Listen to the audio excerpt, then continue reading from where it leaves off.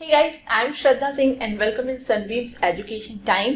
And आज की हमारी जो नेक्स्ट वीडियो थी रेस्पिरेटरी सिस्टम पार्ट 1, उसी को आगे हम कंटिन्यू कर रहे हैं। एंड आज है respiratory system part 2। That's mean last video में हमने डिस्कशन किया था कि लंग्स यानी जो सबसे मेन यूनिट होता है ब्रीदिंग का, रेस्पिरेटरी सिस्टम का, उसके बारे में लंग्स क्या क्या उसमें एसोसिएटेड होता है और कहाँ से हम जो हमारा ऑक्सीजन है उसको अंदर लेते हैं एंड क्या चीज़ कार्बन डाइऑक्साइड लाइक बाहर छोड़ते हैं, किस तरह से प्रोसेस होता है इनहेलेशन एंड एक्सहेलेशन का। आज हम उसकी थोड़ी और डिटेल में डिस्कशन करेंगे, उसके मैकेनिज्म के बारे में एंड क्या जो लंग्स की लेयर्स होती हैं, देन लेयर्स ऑफ लंग्स के बारे में। तो चलिए फिर वीडियो स्टार्ट करते हैं। बट वीडियो स्टार्ट करने से पहले मैं बोलना चाहूँगी, अच्छे से समझने के लिए, बेस को जो आपका कॉन्सेप्ट है उसे क्लियर करने के लिए आप वीडियो को एंड तक ज़रूर देखें। उसके बाद भी अगर कोई भी आपका किसी भी तरह का डाउट है या कैसा भी, आप कमेंट सेक्शन में कमेंट ज़रूर करें। एंड अगर आपको सब कुछ अच्छा लगता है, वीडियो समझ में आ रही है, टॉपिक आपकी क्लियर हो रही है, देन आप वीडियो को प्लीज़ जितना हो सके लाइक करें, जितना हो सके शेयर करें एंड बेल आइकन को प्रेस करके सब्सक्राइब ज़रूर कर लें सनबीम्स एजुकेशन टाइम, ताकि हर इंफॉर्मेटिव वीडियोस आप तक सबसे पहले पहुंच सके। तो चलिए फिर स्टार्ट करते हैं। रेस्पिरेटरी सिस्टम, यहाँ पे मैंने एक डायग्राम के थ्रू आपको समझाने की कोशिश के लिए ड्रॉ किया है डायग्राम। सबसे पहले हम बात करते हैं इनहेलेशन प्रोसेस की। दैट्स मीन जब हम सांस अंदर लेते हैं, यानी ऑक्सीजन को जब हम अंदर लेते हैं, उस प्रोसेस की बात करते हैं। तो यहाँ पे मैंने दो डायग्राम ड्रॉ किया है, एक है इनहेलेशन, दूसरा है एक्सहेलेशन। मतलब तब जब हम ऑक्सीजन अंदर ले रहे हैं, एंड ये वाला है जब कार्बन डाइऑक्साइड को हम बाहर छोड़ रहे हैं, यानी यहाँ सांस हम ले रहे हैं, ब्रीथ इन कर रहे हैं, यहाँ पे सांस हम छोड़ रहे हैं, दैट्स मीन ब्रीथ आउट कर रहे हैं। तो सबसे पहले हम इनहेलेशन की बात करते हैं, यानी ब्रीथ इन, सांस लेने के प्रोसेस में। तो ये है लंग्स, यहाँ पे मैं सीधे लंग्स की बात कर रही हूँ। तो लंग्स, सबसे पहले मैं लंग्स के बारे में आपको थोड़ा सा अगेन डिस्क्राइब कर दूँ। लास्ट वीडियो में पूरा डिटेल यहाँ नोज यानी नॉस्ट्रल से लेके लंग्स के बारे में बताया था। आज मैं सिर्फ लंग्स के बारे में बात कर रही हूँ। यहाँ पे आप ये देख सकते हैं, ये पाइप जो कि विंड पाइप थी, जिसके थ्रू ऑक्सीजन लैरिंग्स से होते हुए अंदर आता था, हमारे लंग्स तक पहुँचता था। तो ये है वो विंड पाइप जो कि कार्टिलेज से बनी हुई होती है। अब कार्टिलेज क्या है? कार्टिलेज बहुत से लोगों को पता भी होगा कि बोन लाइक स्ट्रक्चर होता है, बट बोन नहीं होता। बोन क्या होता है? बहुत ही हार्ड होता है, ठीक है। कार्टिलेज बोन लाइक स्ट्रक्चर होता है, थोड़ा सा हार्ड होता है, बट बहुत ज़्यादा बोन लाइक हार्ड नहीं होता, थोड़ा सॉफ्ट एंड हार्ड होता है, ताकि ये एक सॉफ्ट, एक फ्रेमवर्क एंड एक सॉफ्टनेस के साथ शेप दे सके। देन ये एक ट्यूब है, विंड पाइप जिसे बोलते हैं, एंड बना हुआ है कार्टिलेज से। एंड ये विंड पाइप यानी ये ओपन होते हैं, यहाँ आके बाइफॉर्केट हो जाते हैं, दो पार्ट्स में डिवाइड हो जाते हैं। एक जाता है राइट लंग को, दूसरा आता है लेफ्ट लंग को, इसे बोलते हैं ब्रोंकस। एंड इसके बाद अब अगर हम लंग्स की बात करें तो दो लंग्स होते हैं, right lungs and left lungs. Right lungs जो है वो हमारे 3 लोब्स में डिवाइड होते हैं, 1 2 3। अगर आप बाहर से जब लंग्स को देखेंगे तो ये लोब्स आपको क्लियरली नजर आएंगे लेयर्स के रूप में। तो फर्स्ट है सुपीरियर लोब, सेकंड है मिडिल लोब एंड थर्ड है इंफीरियर लोब। एंड अगर हम बात करें लेफ्ट लंग्स की तो ये 2 लोब्स में डिवाइड होते हैं, 2 लोब्स में, first lobe and second lobe. तो क्या है कि जो राइट लंग है वो 3 लोब्स में डिवाइडेड है, एंड लेफ्ट लंग जो है वो हमारा 2 लोब्स में डिवाइडेड है। नेक्स्ट अब हम बात करते हैं, आपको ये यहाँ पे लेयर्स दिख रहे होंगे लंग्स के अंदर बाहर। तो अगर हम बात करें, ये जो आपको ये सर्कल लाइक लेयर दिख रही है ब्लू एंड रेड की, तो ये जो ब्लू कलर से आपको दिख रहा है ये होते हैं रिब्स। रिब्स यानी पसलियां।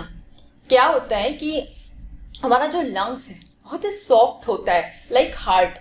तो क्या लंग्स को प्रोटेक्ट करने के लिए एक फ्रेमवर्क डिजाइन होता है बोन्स के थ्रू, जिसे बोलते हैं रिब्स यानी पसलियां। एंड ये रिब्स जो है केज लाइक स्ट्रक्चर बनाती हैं, जिसके अंदर हमारा लंग्स फिट होता है, एसोसिएटेड होता है। तो जो ये केज लाइक स्ट्रक्चर है बोन्स का, जिसे रिब्स कहते हैं। तो अगर हम सिर्फ रिब्स की बात करें, लंग्स वहाँ से गायब हो, तो उस पूरे रिब्स के अंदर का जो पूरा हॉलो एरिया है उसको बोलते हैं थोरैक्स या थोरैसिक कैविटी बोलते हैं, क्योंकि वो पूरा जो चेस्ट वाला हमारा एरिया आता है उसको थोरैक्स बोलते हैं। तो जो रिब्स के अंदर एक हॉलो स्ट्रक्चर है जहाँ पे लंग्स फिट है जाके हमारा, उस हॉलो स्ट्रक्चर को बोलते हैं थोरैसिक कैविटी। एंड रिब्स के अंदर जो थोरैसिक कैविटी है वहीं पे हमारा लंग्स जो है वो पाया जाता है, रिब्स केज के अंदर, प्रोटेक्ट ताकि रहे अच्छे से। तो जो लंग्स है, लंग्स ये हो गया आपका रिब्स। अभी क्या है, जहाँ बोन्स है वहाँ मसल्स तो होंगे ही होंगे, बोन्स को एक स्ट्रक्चर प्रोवाइड करवाने के लिए, एंड हमारी पूरी बॉडी में हर जगह मसल्स हैं। तो जो रिब्स के पास जो मसल्स होते हैं यानी मांसपेशियां, तो वो मसल्स को हम बोलते हैं, ये जो रेड कलर का स्ट्रक्चर दिख रहा है ये सारे मसल्स हैं जो रिब्स हैं। लाइक सपोज दैट ये रिब्स हैं, ये 1 रिब, 2 रिब, 3 रिब, ठीक। तो ये रिब्स हैं, बोन्स की बनी है। तो इन रिब्स को इस तरीके मसल्स हैं, तो ये रिब्स को इस तरीके से मसल्स जो है वो अटैच किए होते हैं, अपने में जोड़े हुए होते हैं। तो इससे क्या होता है कि हमारे लंग्स के बाहर जो थोरैसिक कैविटी है वहाँ एक फ्रेमवर्क के साथ एक प्रोटेक्शन लेयर वॉल भी मिलता है। तो जो थोरैसिक कैविटी के बाहर यानी ये जो रिब्स हैं इसको बोलेंगे रिब्स, एंड ये जो रेड कलर की दिख रही है आपको ये मसल पोर्शंस हैं रिब्स के, तो इसको बोलते हैं थोरैसिक वॉल, ठीक है। तो ये बात हो गई रिब्स एंड थोरैसिक वॉल की। एंड इसके अंदर ये जो थोरैसिक कैविटी है हमारे लंग्स फिट है जाकर के। तो ये लंग्स जो है, अब हम लंग्स के लेयर यानी फेफड़ों की लेयर्स की बात कर लेते हैं। तो लंग्स का जो सबसे ब्लैक कलर का एकदम आउटर लेयर आपको दिख रहा है, इस आउटर लेयर को हम बोलते हैं पैराइटल प्लूरा, ठीक है। एंड ये जो ब्लू कलर का सबसे अंदर का लेयर दिख रहा है इसको बोलते हैं विसरल प्लूरा। तो जो सबसे बाहर की लेयर है इसको बोलते हैं पैराइटल प्लूरा, एंड जो दूसरी ये अंदर की लेयर है इसको बोलते हैं विसरल प्लूरा। एंड ये outer layer and inner layer के बीच में एक स्पेस होता है, तो इस स्पेस को जो है वो बोलते हैं इंटरप्लूरल स्पेस, ठीक है। ये दोनों वॉल्स के बीच में ये स्पेस है, इसको बोलते हैं इंटरप्लूरल स्पेस। एंड ये इंटरप्लूरल स्पेस जो है वो खाली नहीं होता, इसके अंदर एक फ्लूइड भरा होता है, एक म्यूकस लाइक फ्लूइड होता है जो थोड़ा सा स्टिकी होता है। तो ये म्यूकस लाइक जो फ्लूइड होता है दोनों वॉल्स के बीच में इंटरप्लूरल स्पेस में फिल्ड होता है। उसका एक रीज़न है, जब भी हम breathe in and breathe out यानी रेस्पायरेशन करते हैं, सांस लेने का जो प्रोसेस है, लेना एंड छोड़ना सांस का, तो इसमें क्या होता है फेफड़े जो हमारे वो कॉन्ट्रैक्ट एंड रिलैक्स करते हैं। तो inhalation and exhalation breathing process में जो कॉन्ट्रैक्शन एंड रिलैक्सेशन होता है, तो जब क्या होता है सांस को हम अंदर लेते हैं तो हमारे फेफड़े का वॉल्यूम यानी हमारा फेफड़ा जो है वो क्या वो बढ़ता है, एंड जब सांस को छोड़ते तो क्या होता है वो घटता है हमारा फेफड़े का वॉल्यूम। तो इसके दौरान जो कॉन्ट्रैक्शन होता है तो दोनों लेयर्स जो हैं वो थोड़ी बहुत ऊपर नीचे होती हैं कॉन्ट्रैक्शन के ड्यूरिंग। तो क्या होता है अगर दो लेयर्स, आप सपोज दैट दो लेयर्स बार बार ऐसे कर रही हैं तो क्या होता है फ्रैक्शन आता है जिसकी वजह से वो डैमेज भी हो सकती हैं। एंड जब उसमें एक फ्लूइड फिल्ड होता है देन जो कॉन्ट्रैक्शन होता है तो वो थोड़े स्मूथली होता है, तो लंग्स की लेयर्स को डैमेज ना पहुंचे इसलिए इंटरप्लूरल स्पेस में फ्लूइड लाइक स्ट्रक्चर फ्लूइड भरा होता है, म्यूकस लाइक फ्लूइड भरा होता है जो कि एक स्मूथनेस प्रोवाइड करता है लंग्स को कॉन्ट्रैक्शन के थ्रू। रब जब होती हैं लंग्स की लेयर्स तो उसमें काफ़ी स्मूथनेस होती है, तो ये डैमेज होने से प्रिवेंट करता, बचाता है। ये हुई लेयर्स। नेक्स्ट ये ब्रोंकाइस थी जिसपे आपको ये गुच्छे लाइक स्ट्रक्चर दिख रहे हैं ग्रीन कलर के, इसको बोलते हैं एल्वियोलाई। और अगर आप सिंगल यूनिट एक की बात करें तो उसको बोलेंगे एल्वियोलस, अगर प्लूरल पूरे गुच्छे की बात करें तो उसको बोलेंगे एल्वियोलाई। एंड ये एल्वियोलाई ही लंग्स में वो स्टोरेज पॉइंट है, वो यूनिट है जहाँ पे गैस एक्सचेंज करते हैं ब्लड स्ट्रीम में, यानी ऑक्सीजन आके स्टोर होगा पहले तो, ठीक है। पहले आके ऑक्सीजन मैं आपको बताऊं, अगर हमने ब्रीथ इन लिया, सांस ली, बाहर एटमॉस्फेरिक एयर यानी ऑक्सीजन को अंदर लिया, तो यहाँ एटमॉस्फेयर से ऑक्सीजन जो है वो हमारे अंदर आया एंड डिवाइड होके दोनों लंग्स में चला गया। ठीक, अभी यहाँ से क्या होता है कि मैंने लास्ट वीडियो में बताया था आपको कि एल्वियोलाइज में एक एयर सैक होता है जिसके थ्रू जब लंग्स में एयर एंटर करते हैं तो वो एयर सैक के थ्रू एल्वियोलाई तक पहुंच जाते हैं, और एल्वियोलाई की कैपिलरीज होती हैं एल्वियोलाई में, तो उस जो एल्वियोलाई की कैपिलरीज होती है वहां जाके ऑक्सीजन जो है वो स्टोर हो जाता है। तो यहाँ पे ये एयर सैक्स के थ्रू ऑक्सीजन जो है वो इस एल्वियोलाई में एंटर कर गए, हर एल्वियोलाई में एंटर कर गए। ओके, दोनों लंग्स में, both lungs, right and left both are lungs.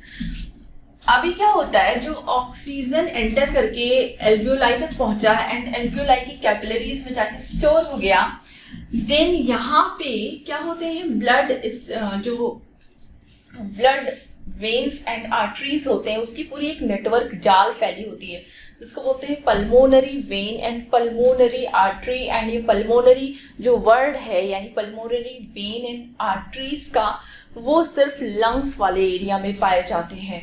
ठीक है, तो जो पल्मोनरी वेन है एंड आर्टरी है, ये क्या होता है, डीऑक्सीजनेटेड ब्लड यानी कार्बन डाइऑक्साइड वाला ब्लड जो होते हैं अपने ब्लड स्ट्रीम के साथ, खून के बहाव के साथ, जो हमारी पूरी बॉडी में कार्बन डाइऑक्साइड है उसको अपने साथ लाती हैं, और यहाँ पे कैपिलरीज के पास जब पहुँचती हैं यानी एल्वियोलाई के पास जब पहुँचती हैं, देन उस दौरान ब्लड से कार्बन डाइऑक्साइड एल्वियोलाई में चला जाता है एंड एल्वियोलाई की कैपिलरीज में जो ऑक्सीजन था वो ब्लड फ्लो में यानी खून के साथ एंटर करके खून के साथ बह जाता है, यानी ब्लड फ्लो में पूरा साथ में जाके बहकर जहाँ जहाँ हमारी बॉडी को ऑक्सीजन की नीड है वहाँ वहाँ पहुँचाता है, जिससे हमें एनर्जी मिलती है ग्लूकोज फॉर्म में।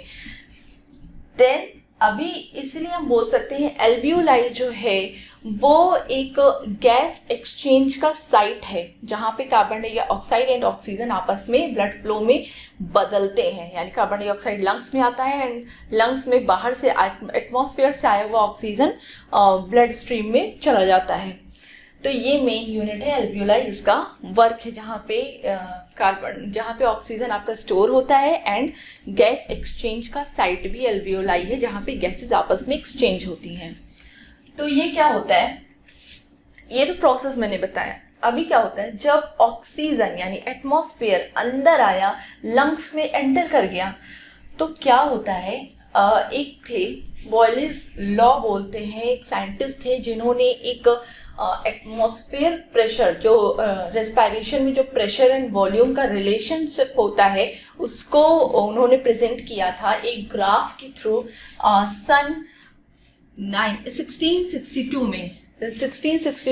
में एक बॉयलिस साइंटिस्ट थे जिन्होंने अपना एक लॉ प्रेजेंट किया एक ग्राफ के थ्रू, और उन्होंने ये बताया कि जो जब आप रेस्पिरेशन यानी ब्रीदिंग करते हैं, देन जो गैस का प्रेशर एंड गैस मतलब ऑक्सीजन एंड जो एयर्स हमारे अंदर हैं, तो उसका प्रेशर एंड लंग्स का जो वॉल्यूम होता है, तो प्रेशर एंड वॉल्यूम दोनों एक दूसरे के इनवर्स पूरा प्ले करते हैं, फॉर्म करते हैं। लाइक अगर आप सपोज दैट एक सोचें कि मेरे हाथ में दो बॉक्स है, एक ये box A box and B box.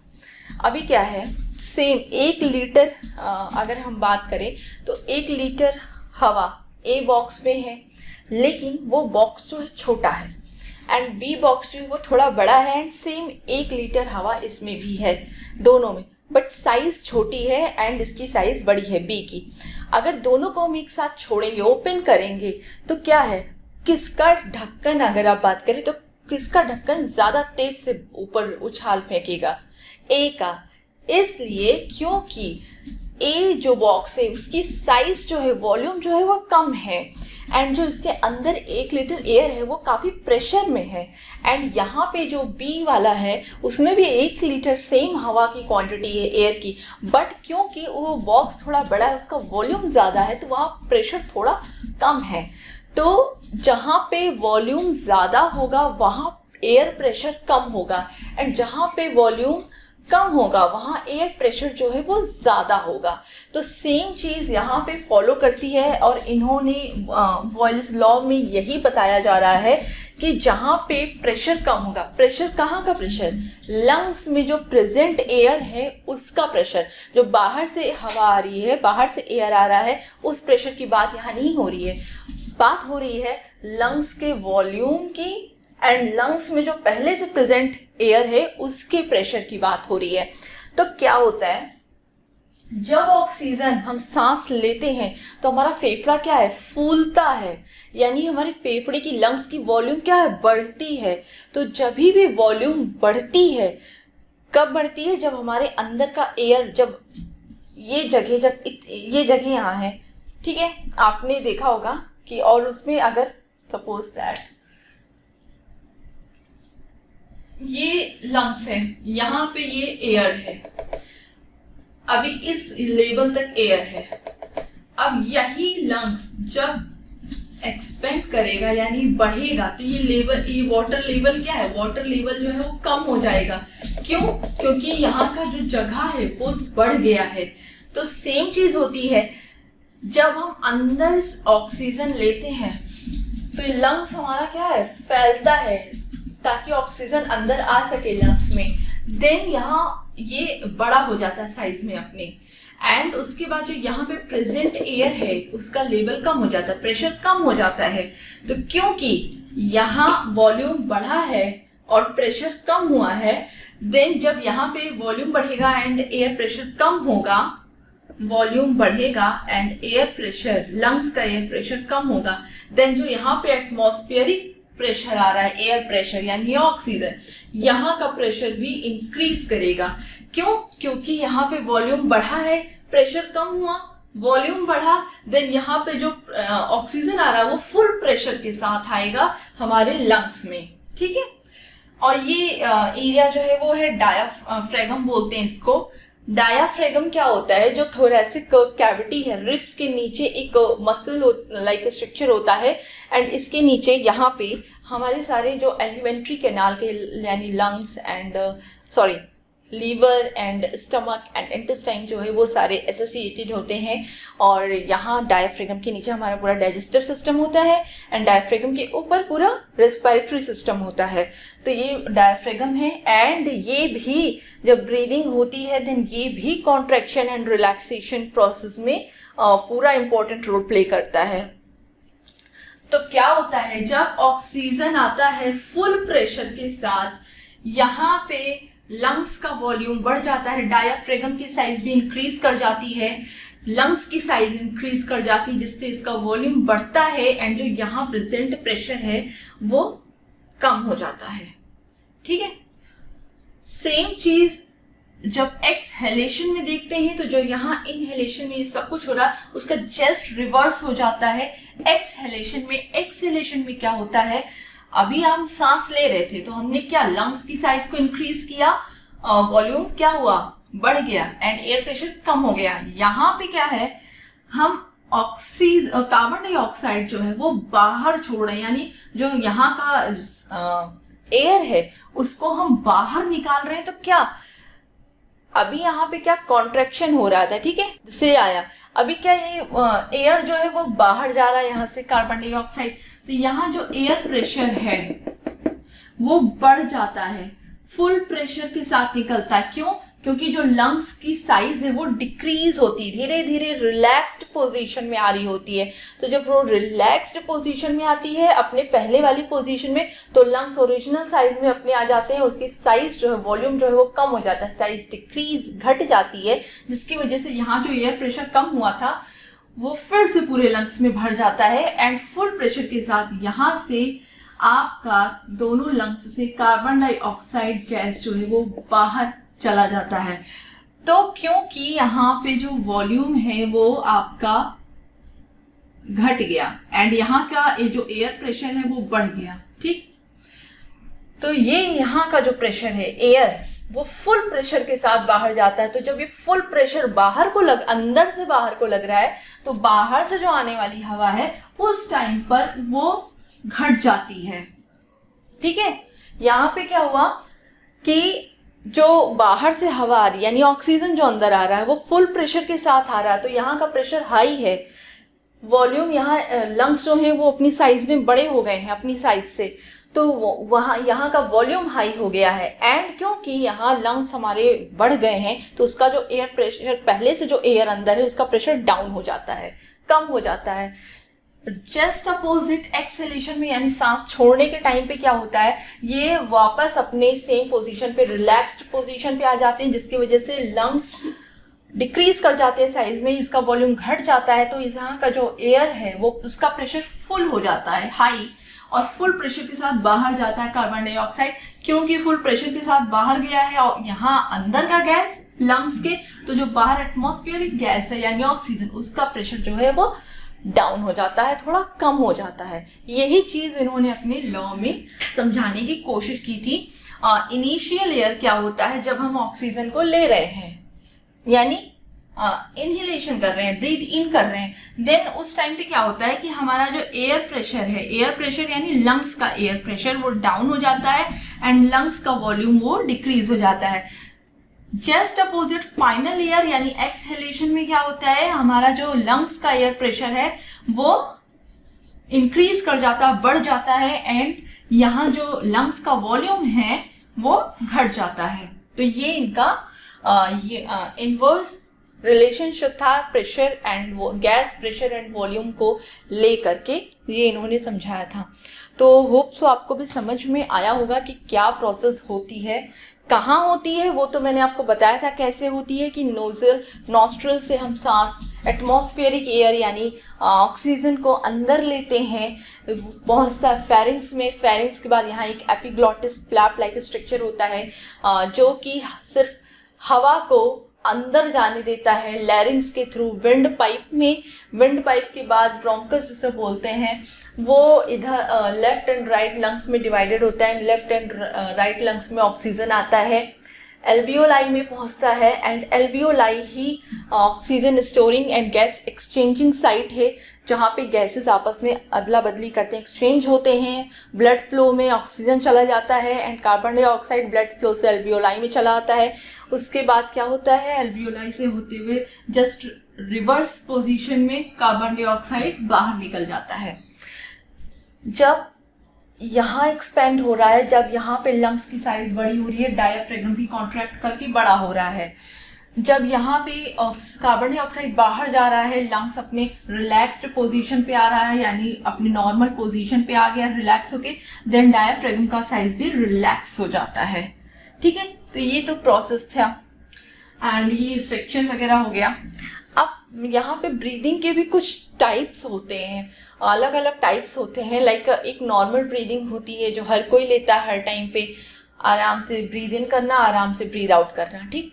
एक होता है जब भी आप कोई वर्कआउट करते हैं या रनिंग करते हैं, देन आप क्या करते हैं, डीप ब्रीथ करते हैं, सांस तेज, जो सांस आप ऑक्सीजन अंदर लेते हैं वो गहरा लेते हैं, सांस जल्दी छोड़ते हैं।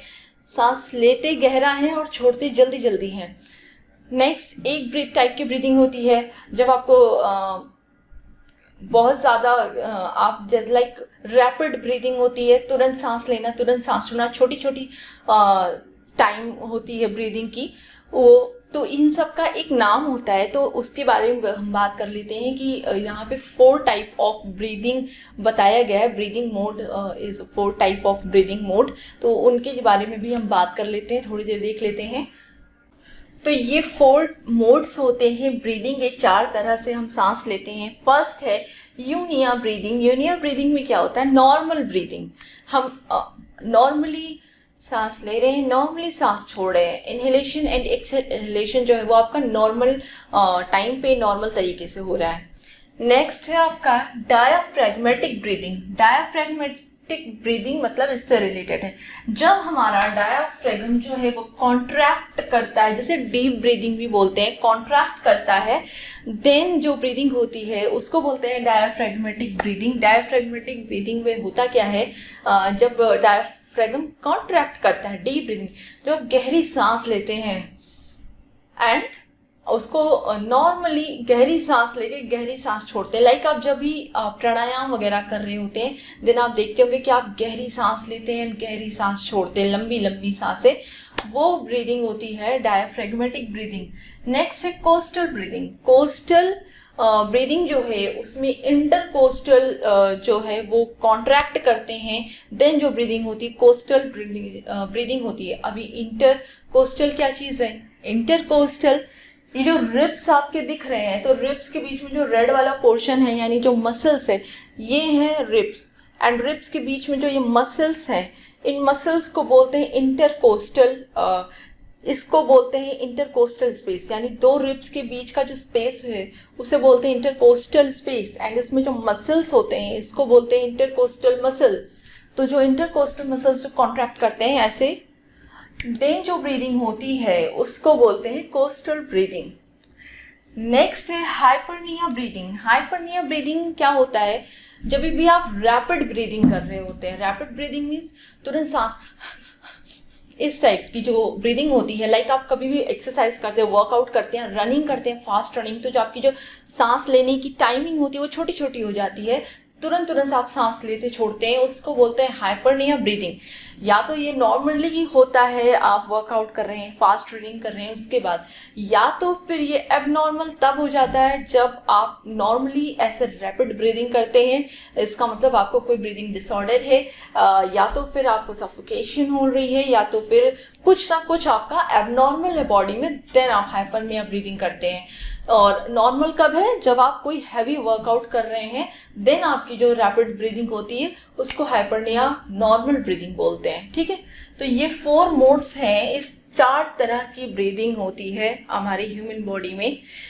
नेक्स्ट अगर थोड़ी सी बात कर लें हम एम्फीबियंस की, तो एम्फीबियंस यानी उभयचर जिसे बोलते हैं, लाइक फ्रॉग वगैरह, क्या होता है जब ये छोटे होते हैं तो इनकी जो इसमें गिल्स पाए जाते हैं, फिश में जैसे गिल्स पाए जाते हैं वैसे इनमें भी गिल्स पाए जाते हैं, ये उसके थ्रू ब्रीदिंग करते हैं। धीरे धीरे जैसे जैसे ये एडल्ट होते जाते हैं, बड़े होते जाते हैं, तो इनमें भी हार्ट जो है वो लंग्स पूरे जो है वो डिवाइड मतलब वेल डेवलप्ड हो जाते हैं, एंड वेल डेवलप्ड लंग्स फिर इनके ब्रीथ करने में हेल्प करते हैं। एंड इनमें एक स्पेशल एबिलिटी भी होती है एम्फीबियंस में कि अपनी स्किन के थ्रू भी ब्रीदिंग कर सकते हैं। अगर कभी ऐसे सिचुएशन में आते हैं देन ये अपनी स्किन से भी ब्रीथ करते हैं। नेक्स्ट अगर हम एप्स की यानी बर्ड्स की बात करें, चिड़ियों की बात, पक्षियों की, देन क्या होता है कि इनमें भी एक स्पेशल एबिलिटी होती है, बिकॉज ये फ्लाइंग करती हैं, उड़ती हैं तेज हवा प्रेशर में, तो इनकी जो ब्रीदिंग होती है वो 1 डायरेक्शनल ब्रीदिंग होती है। मतलब जब ये आसमान में उड़ रही होती हैं, क्योंकि उस टाइम जो एयर प्रेशर वो सीधे एक डायरेक्शन में ही आता है, तो इनकी जो डायरेक्शन, इनके ब्लड फ्लो क्या है वो अपोजिट डायरेक्शन में है, और इनका जो सांस आना क्या है वो अब जस्ट अपोजिट 1 डायरेक्शन में है। तो इनको भी ये एबिलिटी होती है कि वो सिर्फ एक तरफ की एयर के साथ यानी सिर्फ ऑक्सीजन से ही ब्रीथ कर सकती है। उस टाइम अगर कार्बन डाइऑक्साइड को रिलीज नहीं भी करेंगी तो भी ये ब्रीदिंग कर लेंगी, 1 डायरेक्शनल ब्रीदिंग जिसे बोलते हैं। तो ये तो था आज रेस्पिरेटरी सिस्टम के बारे में। अगर इससे डाउट कोई भी क्वेश्चन है तो आप कमेंट सेक्शन में ज़रूर पास करें। अगर मुझे आगे ऐसा लगता है कि रेस्पिरेटरी सिस्टम से आगे कुछ और भी मैं इससे रिलेटेड बता सकती हूँ जो आपके एग्जाम्स में काम आएंगे आपके नॉलेज के लिए, देन मैं उसकी भी वीडियो ज़रूर बनाऊँगी। एंड अभी आज के लिए एंड है, तो चलिए फिर मिलते हैं नेक्स्ट वीडियो में। नेक्स्ट वीडियो हमारा excretory system and kidney structure पे बेस्ड होगा। तो चलिए फिर मिलते हैं नेक्स्ट वीडियो में, एंड तब तक keep studying and keep healthy.